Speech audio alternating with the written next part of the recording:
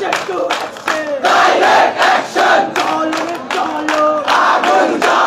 মুহূর্তে আমি আছি নগরীর ৭ রাস্তা মোড়ে এবং রাজধানীর এই ৭ রাস্তা মোড় সকাল 10টায় পলিটেকনিকের যে শিক্ষার্থীরা রয়েছেন তারা অবরোধ করেছেন এবং তাদের সাথে কথা বলে আমি যতটুকু জানতে পেরেছি তাদের যারা ল্যাব অ্যাসিস্ট্যান্ট আছেন ১৬তম গ্রেডে চাকরি নিয়েছিলেন ২০২১ সালে তাদেরকে ১০ম গ্রেডে পদোন্নতি দেওয়া হয়েছে এবং একই সাথে ল্যাব অ্যাসিস্ট্যান্টের পরিবর্তে জুনিয়র ইনস্ট্রাক্টর হিসেবে পদোন্নতি দেওয়া হয়েছে।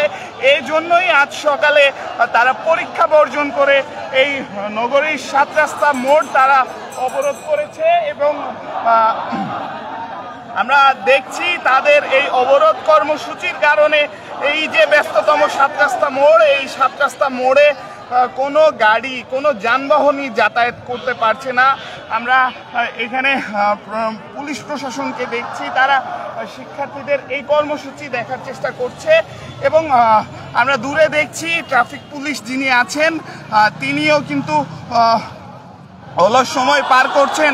আমরা শিক্ষার্থীদের সাথে এবার একটু কথা বলার চেষ্টা করব এবং কথা বলে জানার চেষ্টা করব যে শিক্ষার্থীরা আজকে কেন এখানে এই রাস্তাটি অবরোধ করেছে। তোমরা ছাত্র, তোমরা কেন এসব করতেছ? তোমরা নিজের ব্যক্তিগতভাবে চিন্তা করো। আমি আর আমার সহযোদ্ধারা বলেছিলাম, স্যার যদি গ্রেফতার হওয়ার প্রয়োজন হয় 2 হাত আগ করে দিব, গ্রেফতার হয়ে চলে যাব, কিন্তু প্রতিবাদ করা ছাড়বো না। আমাদের এই যৌক্তিক দাবি বাস্তবায়ন না হওয়া পর্যন্ত সারা বাংলাদেশে কারিগরি ছাত্র আন্দোলনের ব্যানারে অসহযোগ আন্দোলন পরিচালিত। আমরা শিক্ষার্থী, আমরা জানি না হাইকোর্টের রিট কি, রিট কাকে বলে, পিটিশন কি, কতদিনের মধ্যে পিটিশন দাখিল করতে হয়। আমরা শুধু বুঝি আমাদের অধিকার আমাদেরকে ফিরিয়ে দিতে হবে। 10ম গ্রেড যেটা ডিপ্লোমা ইঞ্জিনিয়ারদের জন্য আমাদের জুনিয়র ইনস্ট্রাক্টর পদটা রয়েছে, সেটাতে শতভাগ অধিকার ডিপ্লোমা ইঞ্জিনিয়ারদের থাকবে। আমাদের সেক্টরের বহির্ভূত কেউ এই পদে আবেদন করতে পারবে না। যারা জেনারেল সেক্টরের বাইরে আছেন আপনারা হয়তো মনে করতেছেন আমাদের আন্দোলন বিশৃঙ্খল। আমি আপনাদের উদ্দেশ্যে একটা সহজ কথা বলতে চাই। যেখানে আমি স্টুডেন্ট, আমার 4 বছর ডিপ্লোমা সম্পন্ন করার পর আমি একজন ডিপ্লোমা ইঞ্জিনিয়ার হব। আমার শিক্ষকের যোগ্যতা কি এইচএসসি পাস হতে পারে?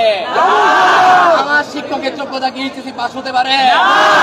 যদি এই পদোন্নতি আমাদের একটা সেক্টরে ঘটে, ভবিষ্যতে দেখা যাবে আমাদের প্রত্যেকটা সেক্টরে এই ধরনের পদোন্নতি ঘটবে, আমাদের শিক্ষা ব্যবস্থা ধ্বংস হয়ে যাবে।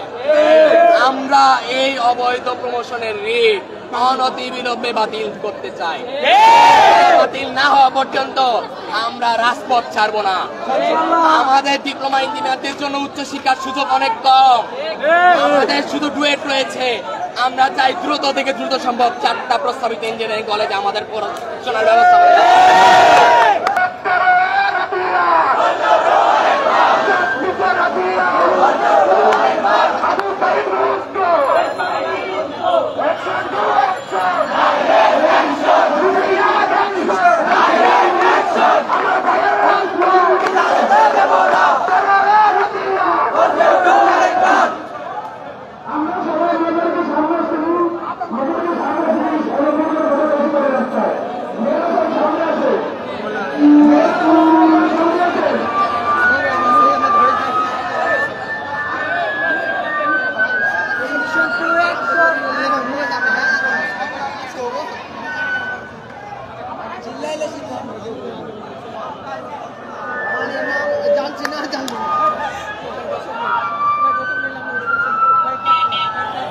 Oh,